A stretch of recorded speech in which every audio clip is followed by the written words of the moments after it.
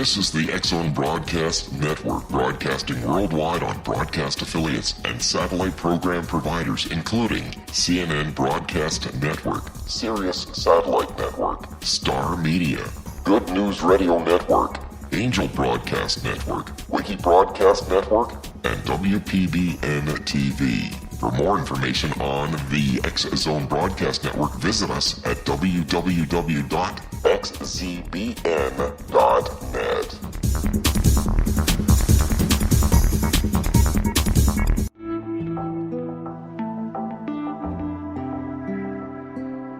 Take a step back in time and discover old Florida cuisine at Marsh Landing Restaurant in Fellsmere.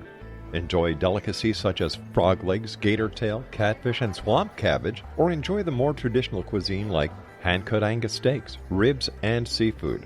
Join us for breakfast with a southern flair featuring sweet potato pancakes, biscuits and gravy, and much more. Planning a party? Marsh Landing's private dining room can accommodate groups from 8 to 80 people. While you're visiting, enjoy the historic pictures, artifacts, and stories that line the walls. Marsh Landing is truly a unique experience. Marsh Landing Restaurant, 44 North Broadway in historic Fellsmere, or visit marshlandingrestaurant.com. Marsh Landing, old Florida cuisine at its best.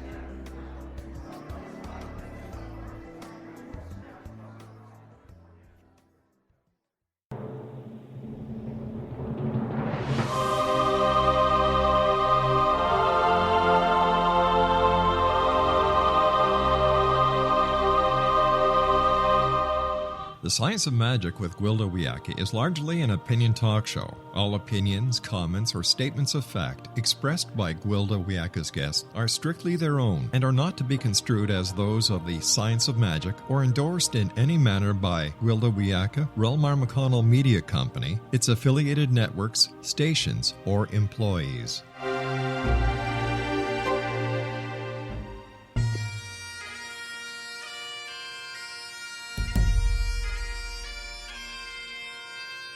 Welcome to the Science of Magic with Gwilda Wiyaka, a program dedicated to uncovering the unified nature of reality and humanity's ever-evolving place as truly galactic beings.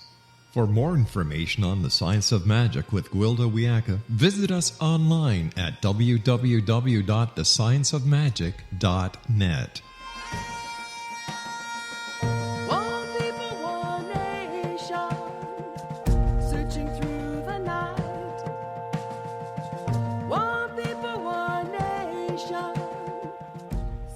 Welcome to the Science of Magic, a place where science and magic come together to transform fact into evolving truth. We're proudly coming to you through the ever-expanding X-Zone Broadcast Network, xzbn.net, and can also be found on our website, thescienceofmagic.net. I'm your host, Gwilda Wiyaka. This hour, we'll be exploring Back to the Garden. You must always stand in the center of your circle, Wiyaka. If you do not, you will lose your way. My Lakota teacher repeatedly reminded me. How he could tell I was not energetically oriented with life was beyond me. If I'm just going to journey out of my body anyway, why is it so important to know exactly when and where I am? I would ask. Being exactly when and where you are is the gateway to the spirit world, he inevitably responded. The old man tirelessly instructed me on being present with all of my relations, as he used to call it. Before we performed any ceremony or entered a shamanic journey trance, he had me engage my heart and orient myself with the 7 directions: east, south, west, north, heaven, earth, and heart or center. Each direction corresponded with other aspects of life. I learned to call in the 4 elements: earth, fire, water, and air, the positions of the sun, dawn, everlight, sunset, and darkness, the times of life, childhood, young adulthood, midlife, and elders. With each direction, I was to call in the phases of the moon and the corresponding seasons: spring, summer, fall, and winter. I was to stand in the center of all these, what he referred to as being in the center of my circle. Every morning, midday, evening, and night, I was to say prayers to the corresponding positions of the sun, seasons, elements, and so on. These prayers were not idol worship. My teacher was a devout Christian and believed there was only one God.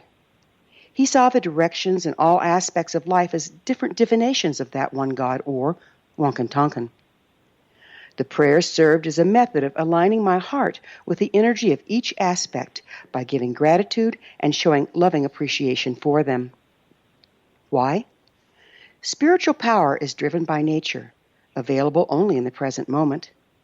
It's amazing how few of us are ever in the present. If we're not present with life and all of its aspects, we've separated ourselves from our birthright. We were designed to be co-creators of reality, empowered by love and life itself.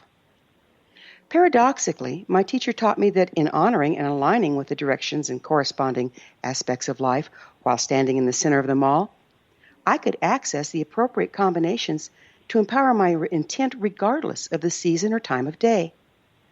The center contains present, past, and future, ultimate potentiality, and unconditional love. As a society, we've so separated ourselves from nature as to become disempowered. In our attempts to subjugate the natural world, we've left the garden nature provides, staggering around in a shadowy abomination of our own making. Our distorted reality consumes much, polluting the natural world while we become sick and spiritually disconnected. The future of our world depends upon humanity returning to the garden and taking up its rightful place as co-creators. We can do this by standing in the center of our circle, honoring the directions and seasons. For only through nature can we align with natural rhythms and find our divinity. After years of laboriously calling in my circle, I can now become present with all that is through intent and a single breath. Now my garden is just a breath away. Our guest this hour, Master Charles Cannon, author of Living an Awakened Life, The Lessons of Love, is known worldwide as a modern spiritual teacher. He was given the title Master by his teacher to denote that he is a master spiritual teacher, one who can teach without words. Master Charles and I will return after a commercial break, and we're going to discuss the garden and our way to find our way back. It should be an amazing journey, so don't go away. You're listening to The Science of Magic. Prior innovative episodes can always be found on our website, thescienceofmagic.net. Current episodes are aired daily on the X-Zone Broadcast Network, xzbn.net.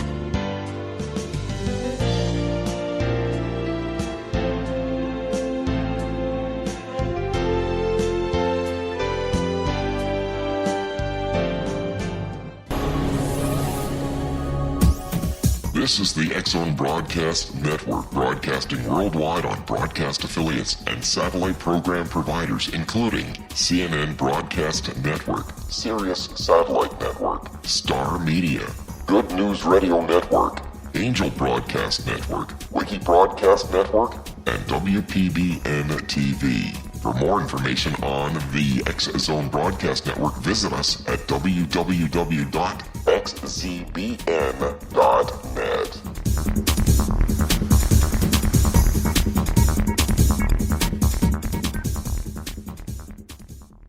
How would you like to be able to read other people's minds? Well, the next best thing is here. When you know how to read a person's name, you know how the person thinks, feels, and behaves.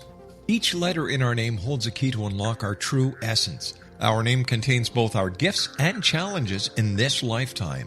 Mnemology science discovers personality secrets hidden in the placement of the letters of our names, including the first and last impression people remember about us. Sharon shows us how to interpret the arrangement of letters as outlined in her book, Know the Name, Know the Person. Sharon Lynn Wyeth created mnemology science after 18 years of research and testing her theories, and has supported thousands of people around the world in understanding themselves and others better. You'll enjoy Sharon's unique teachings as she shares her system to learn the gifts behind your given birth name. Even if you don't like your birth name, there are jewels in this book. If you're thinking of changing your name, ready to name your child, or wanting to get along better with others, this is the book for you. If you'd like to improve your relationships and change your life for the better, get the book today, Know the Name, Know the Person, or visit www.knowthename.com. That's www.knowthename.com. Take a step back in time and discover old Florida cuisine at Marsh Landing Restaurant in Fellsmere, Florida. Enjoy delicacies such as frog legs, gator tail, catfish, and swamp cabbage, or enjoy the more traditional cuisine such as hand-cut Angus steaks, ribs, and seafood.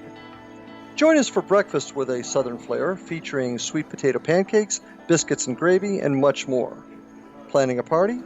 Marsh Landing's private dining rooms can accommodate groups from 8 to 80 people. While you visit, enjoy the historic pictures, artifacts, and stories that line the walls. Marsh Landing is truly a unique experience. Marsh Landing Restaurant, 44 North Broadway in historic downtown Fellsmere, or visit marshlandingrestaurant.com. Marsh Landing, old Florida cuisine at its best.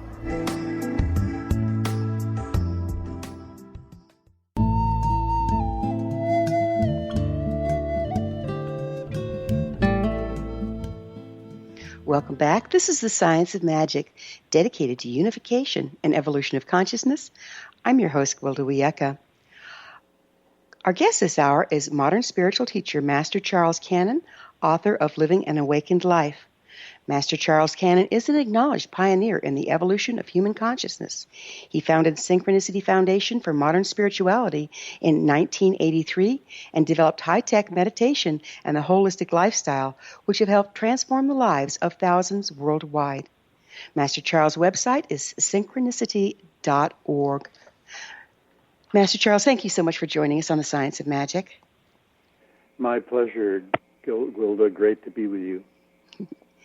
You know, one of the things my original shamanic teacher instilled in me was the importance of thinking with and coming from the heart.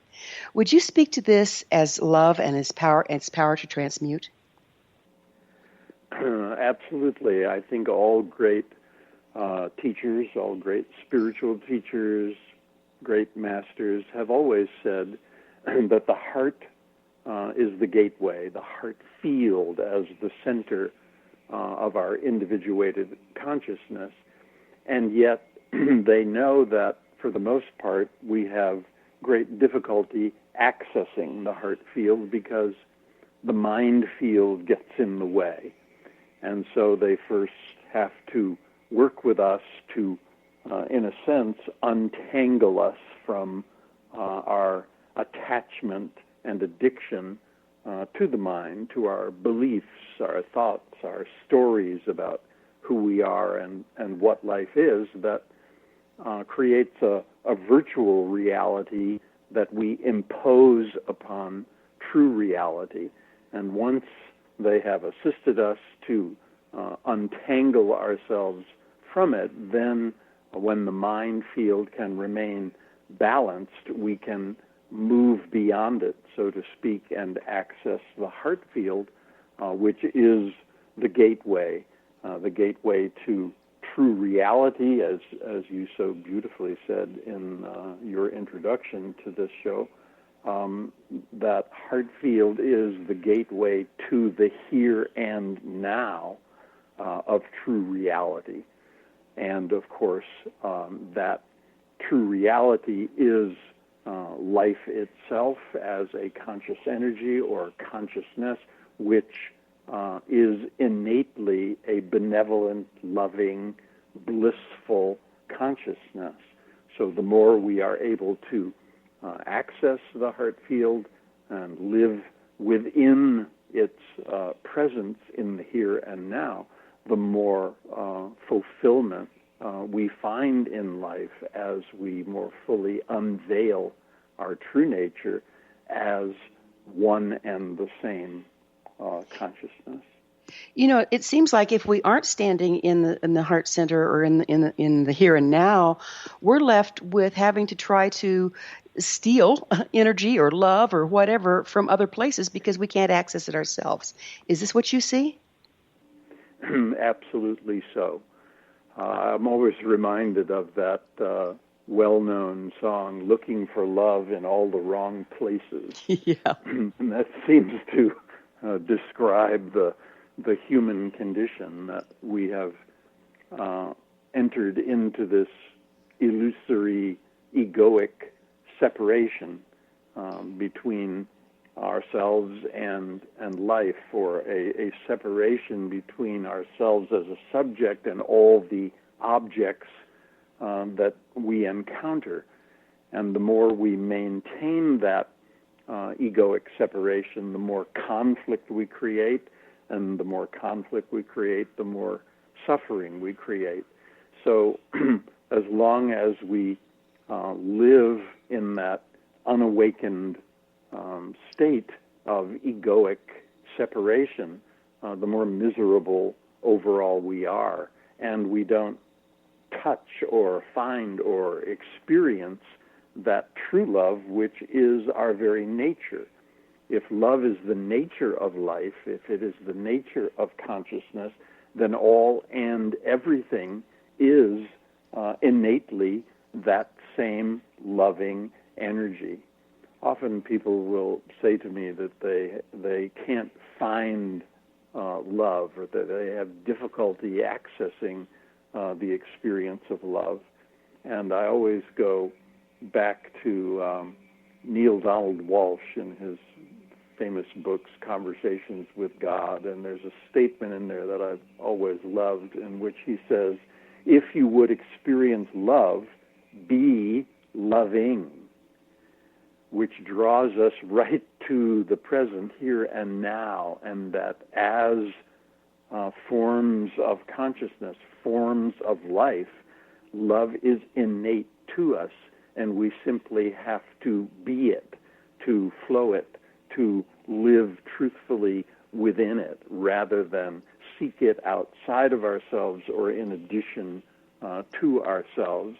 The more we seek it, the more we push it away, the more we embrace it and simply allow ourselves to be as we truly are, then love flows fully, moment by moment by moment. Well, can meditation, which is often viewed as a mental exercise, help us return to the heart, and if so, how? Absolutely, and wonderful question.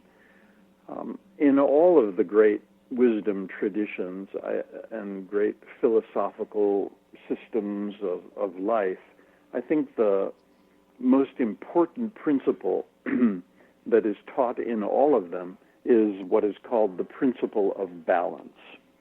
And it states that we live in a relative reality and that all experience is relative. There's always two polarities.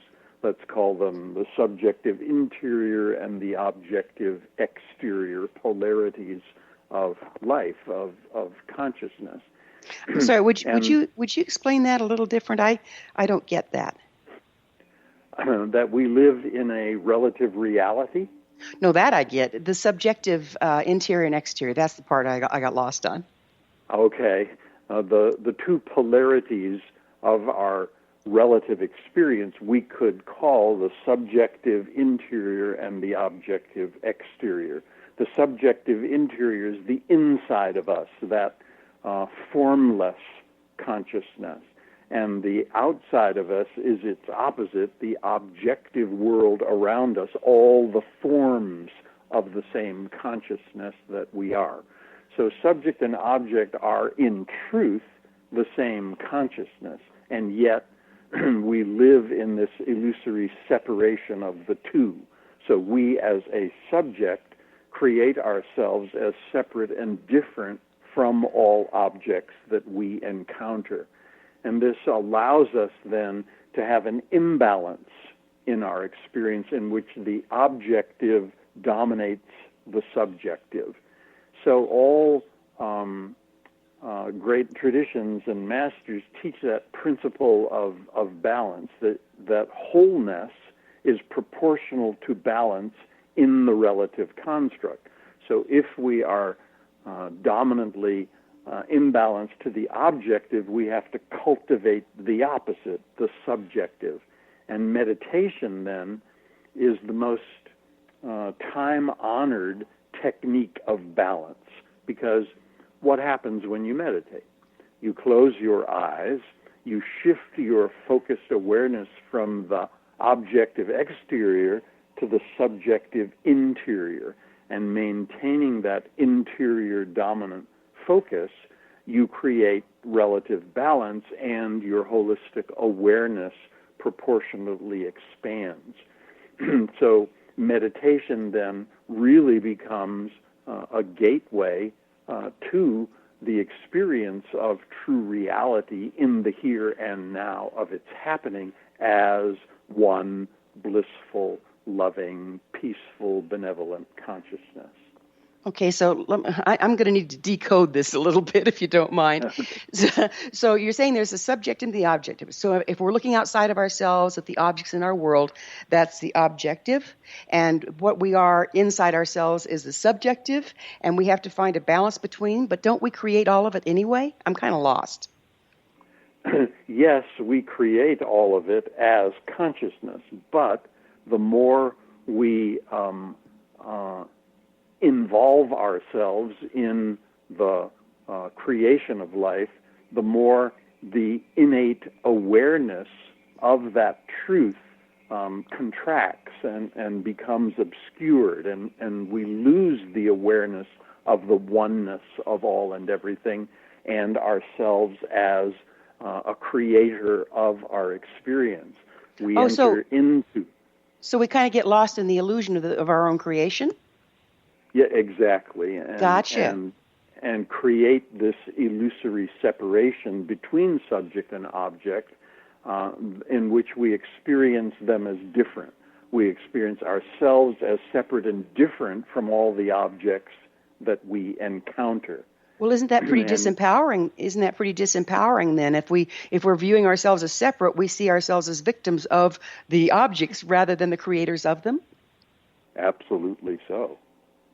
Absolutely so. And that is the essential conflict then in the majority of human beings, that unresolved conflict of separation, first between you and your God, and then between you and everyone and everything that you encounter. And that unresolved conflict always results in suffering. So that's the virtual reality that we create and journey until we can be full enough in the experience of illusion, of what we are not, so that we can ultimately awaken to the truth or the experience of what we are. So as long as we're seeing ourselves as separate from, we can't access universal love then, can we? That's absolutely correct. Because separation and conflict contracts us. It densifies us and contracts our awareness. And we lose holistic awareness and enter into a very limited awareness of who we are and what life is as one consciousness. So yes, indeed, it limits us and blocks our access to the truth of the one consciousness that is all. So if we're disconnected from the truth of oneness, we're disconnected from the flow of love? Absolutely so.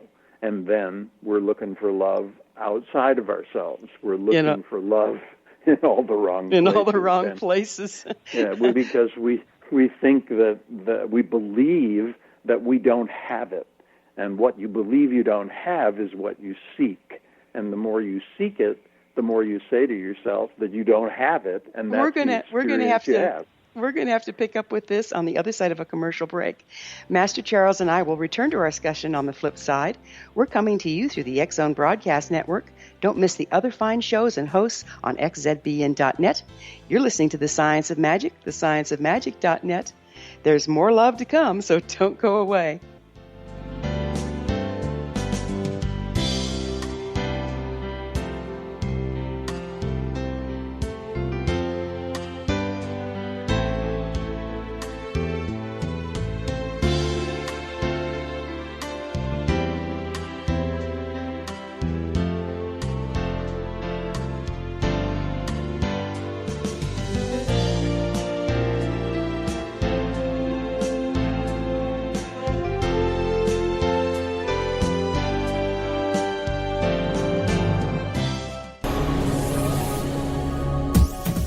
This is the X-Zone Broadcast Network, broadcasting worldwide on broadcast affiliates and satellite program providers, including CNN Broadcast Network, Sirius Satellite Network, Star Media, Good News Radio Network, Angel Broadcast Network, Wiki Broadcast Network, and WPBN TV. For more information on the X-Zone Broadcast Network, visit us at www.xzbn.net.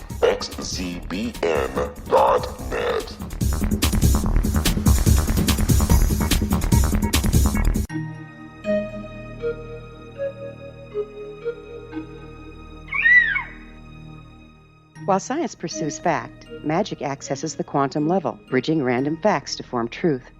As long as science and magic remain separate and polarized, the truth cannot be known. I'm Gwilda Wiyaka. Join me on the Science of Magic radio program, dedicated to unification and evolution of consciousness. During each episode, I'll be speaking with experienced and respected scientists and mystics.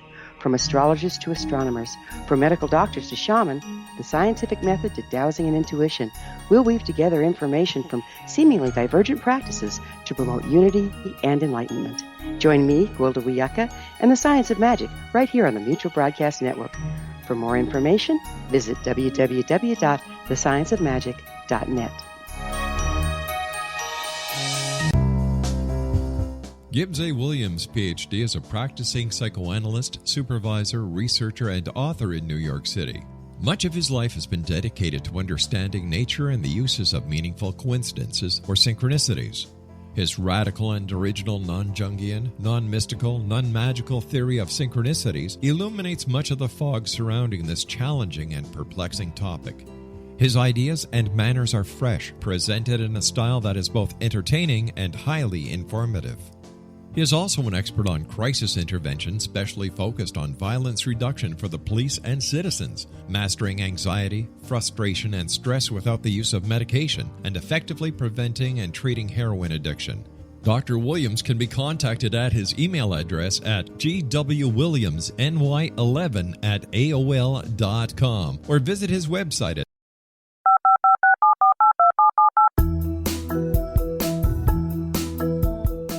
Did you know that when you're on the road with limited data or Wi-Fi, you can still listen to the X-Zone Radio Show with Rob McConnell, The Science of Magic with Gwilda Wiyaka, X-1, Dimension X, Space Patrol, and every minute of the X-Zone Broadcast Network by calling 213-401-0080, courtesy of Audio Now.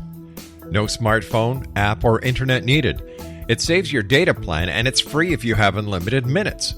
Call 213-401-0080 to listen on any phone, anytime, anywhere. Remember 213-401-0080 for the best of the paranormal, parapsychology, and sci-fi radio programming anywhere, 24/7, 365.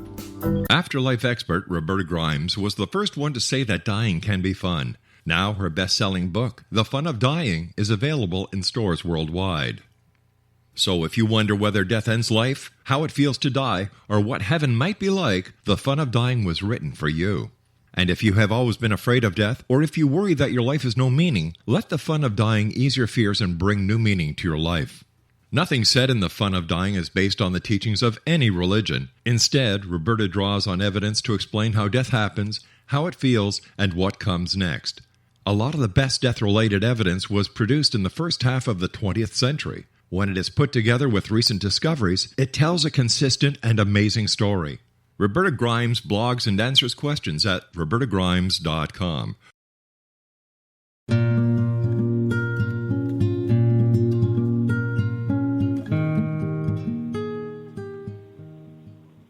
Welcome back. This is the Science of Magic, a place where magic and science come together to promote enlightenment. I'm your host, Gwilda Wiyaka. Our guest this hour is Master Charles Cannon, author of Living an Awakened Life, The Lessons of Love. Charles, we were talking about looking for love in all the wrong places. You know, one of the things that I've noticed is I don't think we really understand what love is to start out with, and people tend to bargain with it, like withholding it unless they get what they want. Can you tell us a little bit about unconditional love and how it differs from this? Unconditional love is a term to describe the innate essence of life. Life energy is a loving, benevolent energy in and of itself. You cannot really separate love from life. And as a conscious energy, we term it consciousness. So again, the very nature of consciousness is love. Love and consciousness, love and life cannot in truth be separated. So if you are awake and fully alive to life consciously lived, then you experience a consistent and constant flow of love through all of your experience. And that loving energy is what is often termed the high of life consciously lived. It's actually an intoxicating, opiating, euphoric experience of life that is really beautiful, just like what human beings refer to as being in love. Well, being in love isn't dependent upon anyone or anything. It is your very nature. And the more you awaken to that, you realize that you are in love with life itself, that life itself is a loving, benevolent, and blissful energy. Well, that brings us to a paradox, doesn't it? So if we use the normal human condition of trying to earn love or trying to withhold love and bargain with love, we're out of love. We're not standing in the flow of love, and therefore we never get to know it.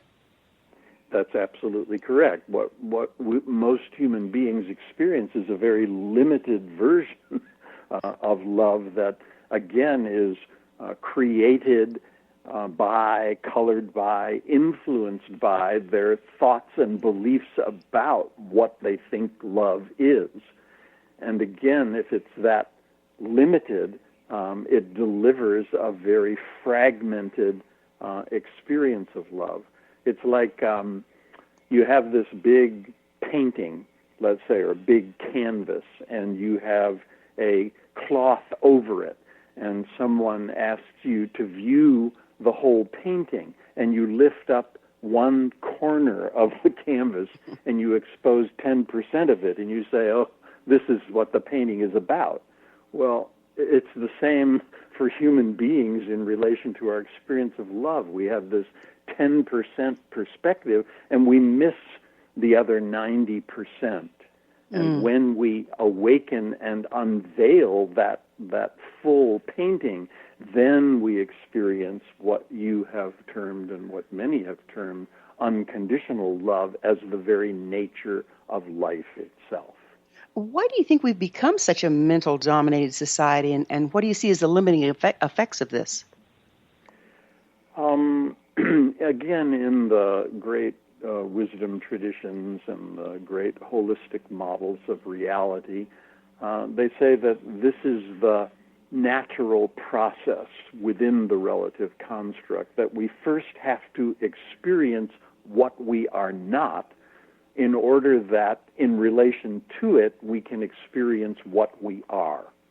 So we first have to invest ourselves into this egoic illusion of separation and difference and fully experience the limitations of life.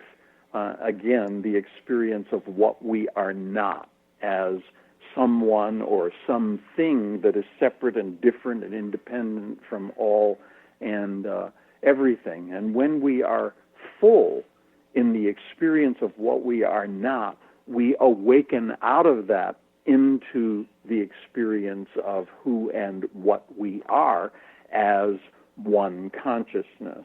So the journey is a really intricate journey of consciousness in the ever-unfolding discovery of itself in its greater evolution. So we could say, really, that we're all here to grow. And through the experience of life, we grow, we evolve. And what's the measure of our growth and our evolution in individuated consciousness? It is always awareness. we grow in awareness, and that awareness becomes progressively more and more holistic and all-inclusive. And yet, the world around us is the world around us, and everyone is at a different place in this journey. And the majority seems to remain very fragmented in that involutionary cycles, still journeying separation and illusion, or the experience of what they are not, and that creates a very fragmented human experience and a very fragmented world around us. But speaking about fragmentation, it seems like our urban lifestyles have separated us from the seasons and from the natural cycles. How do you see this impacting us? Absolutely so.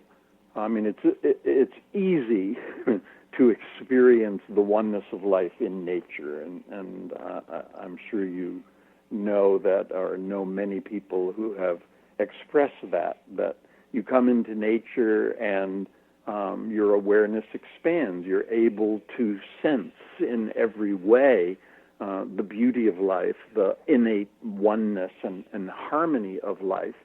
And yet, most people live in big cities and are separated from that connection to nature, and it's much more challenging.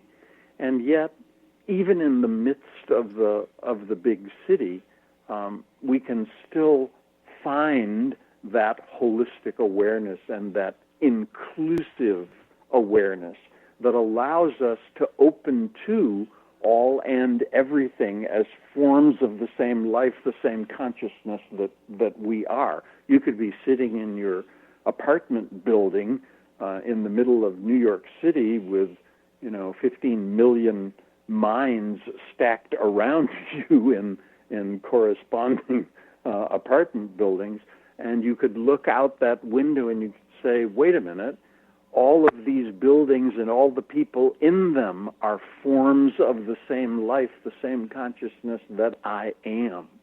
So how do you think if I include that? How do you think if we reconnect with the natural cycles that could aid us bringing that back to mind, bringing back that we are all riding this spaceship called Earth together, and that makes a oneness of it? Is there a way that we can do that by connecting with the natural cycles that the Earth goes through? Absolutely so.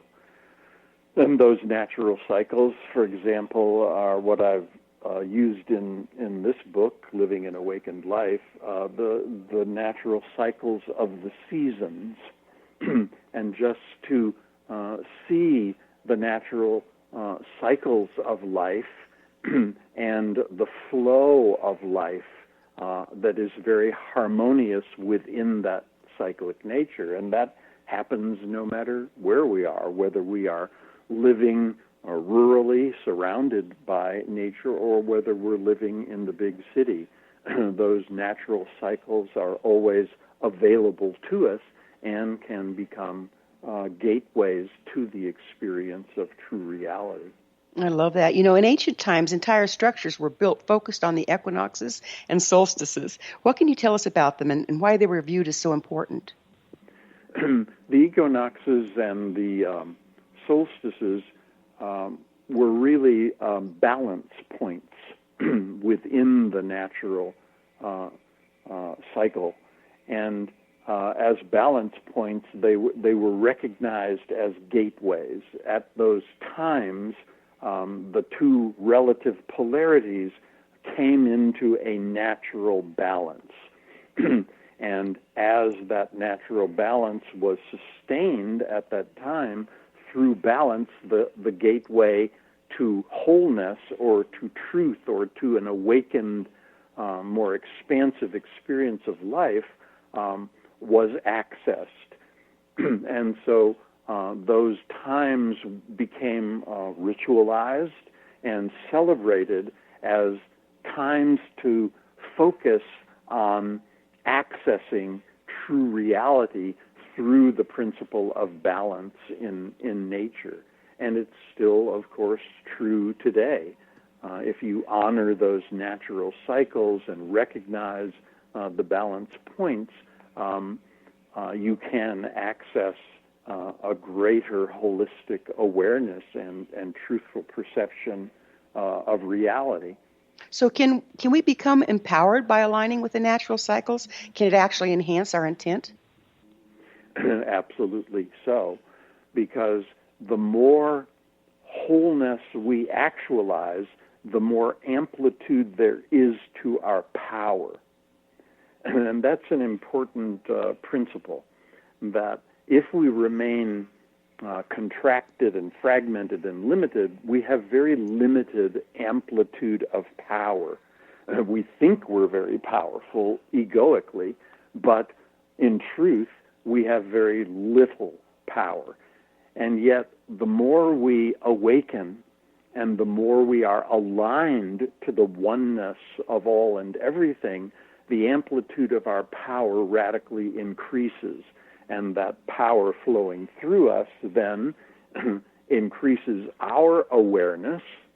Our own presence is the amplitude of that power, and we experience that oneness in ourselves, and likewise it flows through us and empowers or affects everyone and everything that we encounter. So yes, it's absolutely true. So if we try to own power, which is what we're taught to do in this society, we freeze it and lose its potential. Is that correct? That's absolutely correct. So it's Absolutely so. It's something we channel by being balanced ourselves? Absolutely. Because again, wholeness is proportional to balance.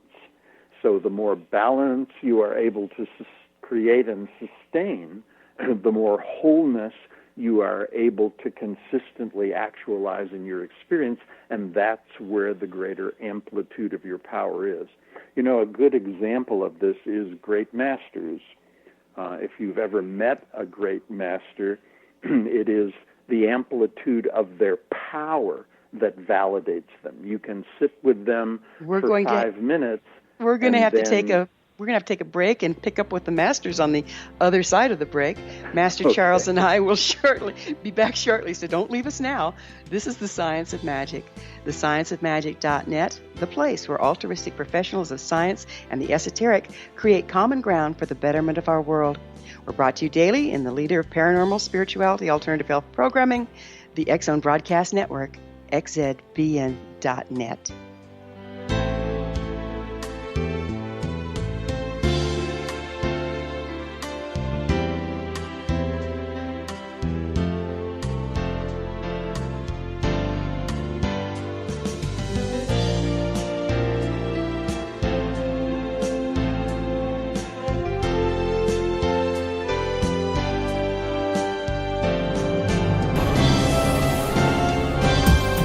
This is the X Zone Broadcast Network, broadcasting worldwide on broadcast affiliates and satellite program providers, including CNN Broadcast Network, Sirius Satellite Network, Star Media, Good News Radio Network, Angel Broadcast Network, Wiki Broadcast Network, and WPBN TV. For more information on the X Zone Broadcast Network, visit us at www.xzbn.net.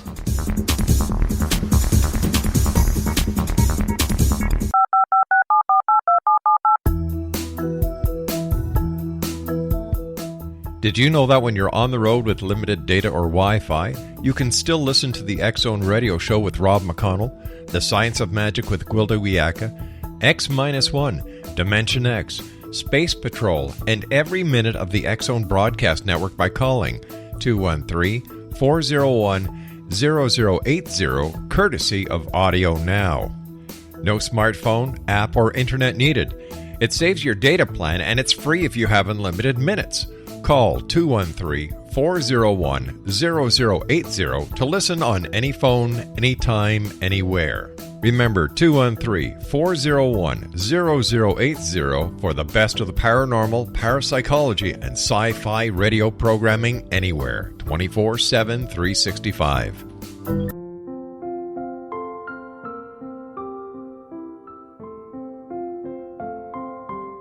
I am Dr. Carl O'Helvey, founder, president of a new cancer foundation focusing on evidence-based physical, mental, and spiritual interventions, including natural cancer cures, prayer, meditation, affirmations, nutrition, and other related holistic cancer prevention and cure modalities. These are used in cancer education, research, and financing care. I ask for your help to continue this important work by donating at www.holisticcancerfoundation.com.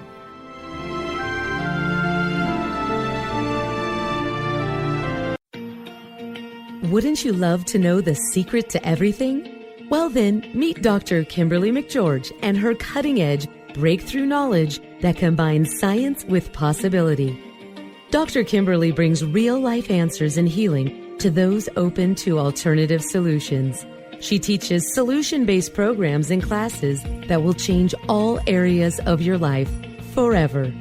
Specializing in conscious creation, intuitive readings, and energy medicine, you can rapidly shift health, relationships, business, and money and abundance challenges quickly. Receive her best-selling book, Secret to Everything, at no cost by going to secrettoeverything.com/X-Zone. That's right, transformation can start now. Just go to secrettoeverything.com/X-Zone and receive Dr. Kimberly's book for free.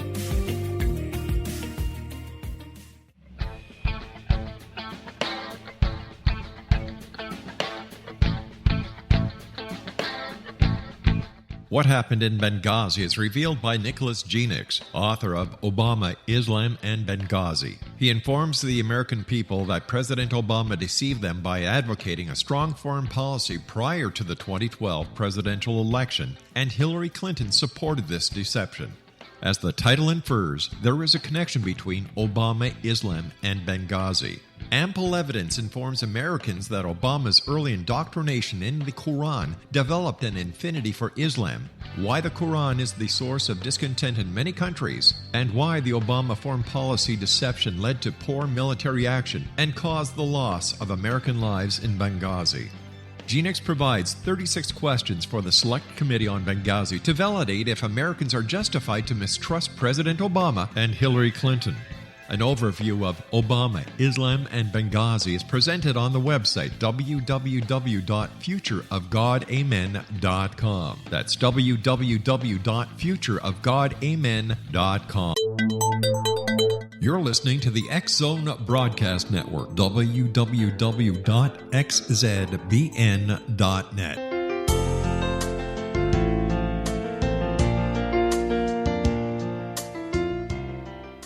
Welcome back. This is the Science of Magic, bringing together gifted people of service to the world. I'm your host, Gwilda Wiyaka. Our guest this hour is Master Charles Cannon, author of Living an Awakened Life, The Lessons of Love. Charles, just before we went into the break, we were talking about power and masters. So would you describe a little more clearly for me what exactly kind of power we're talking about and what the mastery of it looks like? The power that we're talking about is the power that is innate to life, innate to the consciousness that is all and everything. And human beings, as we know, limit that power through the creation of illusion and a virtual reality, and have a very limited experience of life, or a low amplitude of power. And the more we are able to awaken out of that limited virtual reality into the experience of true reality, the more the amplitude of our power is restored or unveiled or more fully actualized. And we were referencing that in terms of a living master as a good example of that. I've had the great good fortune in my life of meeting many great masters, and what you notice is in their presence this high amplitude power, this very palpable vibration that empowers you, that entrains you. It sort of elevates you to a correspondent experience in yourself. And this is why great masters have been so time-honored in human experience as an easy way to awaken. In their very presence, you are able to experience true reality and move beyond the virtual reality that you've become identified with. But this is true of all awakening experience. The more you awaken, the more the greater amplitude of the innate power of life actualizes and allows you then to remain more present as presence itself, moment by moment by moment.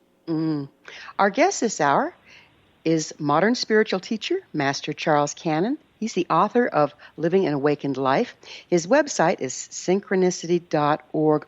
You were saying something interesting about entrainment, and I would like to go into that a little bit, because what I found is our presence in the world can make a difference overall by what we're bringing through for others to align with or not. Would you mind speaking to that? Absolutely. Often as a spiritual teacher interacting with many different people and their appreciation for what you share with them, they always want to bring you some sort of a gift. And I always say to them, the gift of your presence is the greatest gift you can give me. The greatest gift that you can give, the greatest contribution you can make to your world is your very presence. Because your presence is the very vibration of life as a benevolent, loving, peaceful, and blissful energy. So if you are living fully anchored within that unified state of being, if you are living in presence, that is the automatic contribution that you're making to our world, and it makes a difference. If one does it, it makes a difference. If 1 million, if 1 billion of us could live in that awakened state and make that contribution, it would be a completely different world than the one we're living in right now. Speaking of which, you speak of evolution. Do you think we're in evolutionary times? And if so, why right now? I speak of evolution in terms of individuated consciousness. All human beings are individuated forms of consciousness, and through our experience we grow or evolve. So in that sense, consciousness is evolving the experience of itself through the relative construct. And the measure of that, again, is always awareness. How aware are we? How awake are we? How fully alive are we moment by moment? And I'm sure you would agree that you are more aware today than you were 25 years ago. It's just the nature of evolving consciousness.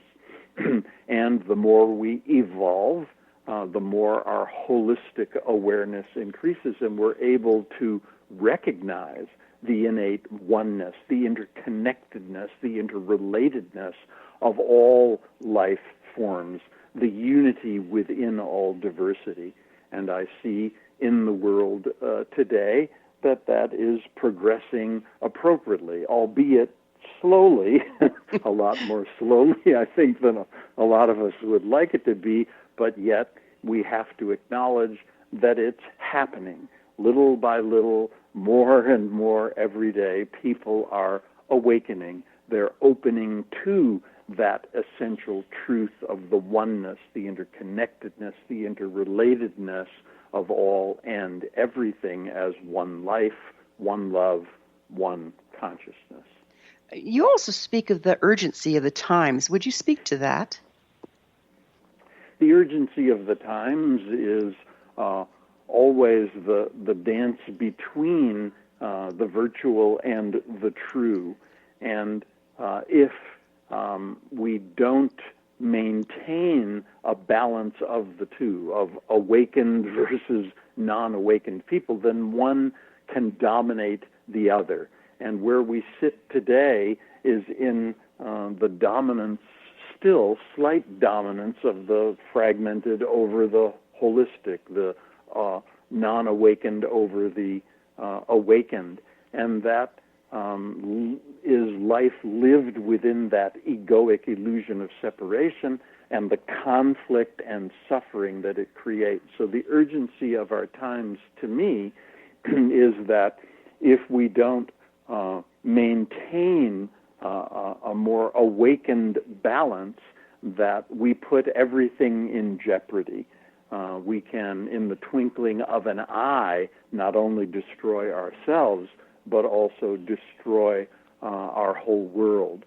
So we have to bring as much emphasis as we can to the truth and to the principles of consciousness that allow us to awaken and more fully experience true reality and the oneness of all life. Do you think that where we are in the galaxy, the energies that we're being exposed to, are more in support of finding that balance, of finding the unity than they have been in the past?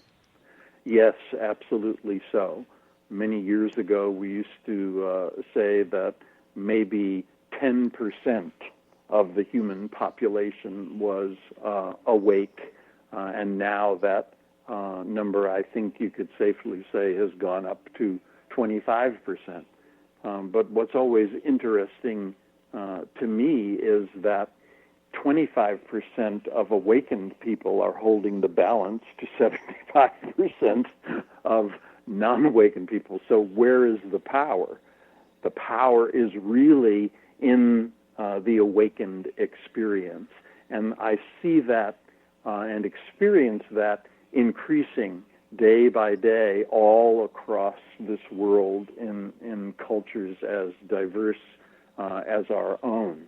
And it gives me great hope in the truth that consciousness is intelligent, life is intelligent, it knows what it's doing, it is evolving through its experience, creating the future of itself, and that is a more awakened and truthful experience of itself as the great unity in all diversity.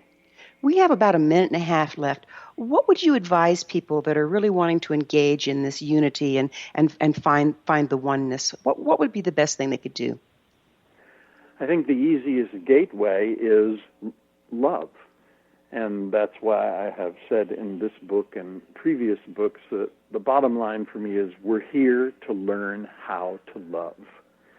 And if we can first access that in ourselves, can we love the life that empowers us without which we have nothing? Can we make that ultimate value? Can we recognize it in ourselves? And then can we likewise recognize it in all and everything we encounter? If we can learn how to love in this regard, we create the balance that allows us to be holistically aware and awake and live ever more fulfilling lives. Well, it has been a pleasure to talk about these things together and to look at them from different angles. And it's just been wonderful having you on the show. And people can find your books on Amazon and wherever place books are sold, I assume? Absolutely so. And, right. Of course, at our main platform, synchronicity.org. Fantastic. Master Charles, thank you so much for being on The Science of Magic. My pleasure, Gwilda, absolutely. And in conclusion, may all blessings continue to shower upon you. Thank you. Our guest this hour has been modern spiritual teacher Master Charles Cannon, author of Living an Awakened Life. His website is synchronicity.org. This has been The Science of Magic. Don't forget to join us on the next episode of The Science of Magic. Do remember you can always listen to past thought-provoking episodes on our website, thescienceofmagic.net. Until next time, dear ones, may you be blessed with knowledge and comforted with love as you find your way back to the garden.